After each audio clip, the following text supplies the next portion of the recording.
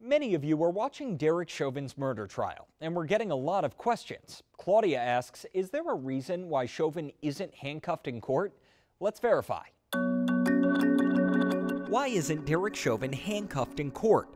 Our sources, Minnesota state law, and a legal expert. Minnesota's criminal procedure lays out the rules and rights for defendants. Rule 2603 says, during trial, the defendant must be seated to permit effective consultation with defense counsel and to see and hear the proceedings, and they must not appear in the distinctive attire of a prisoner. That's why you see Derek Chauvin in a suit next to his lawyer, Eric Nelson. As for why he's not handcuffed, the rules say defendants must not be subjected to physical restraint while in court unless the court finds the restraint necessary to maintain order or security, and states the reason for the restraints on the record outside the hearing of the jury. The decision not to handcuff a defendant is a standard aspect of the defendant's right to a fair trial. Rachel Moran is a professor at St. Thomas Law School in Minneapolis. It is easier to presume someone is guilty if they are in chains or if they are in jail or prison attire. And so courts don't let those things happen. In this case, the court hasn't ordered any restraints for Chauvin, who was released from jail last October after posting a $1 million bond. The protection he receives is actually the same as every other murder defendant, unless they're showing that they're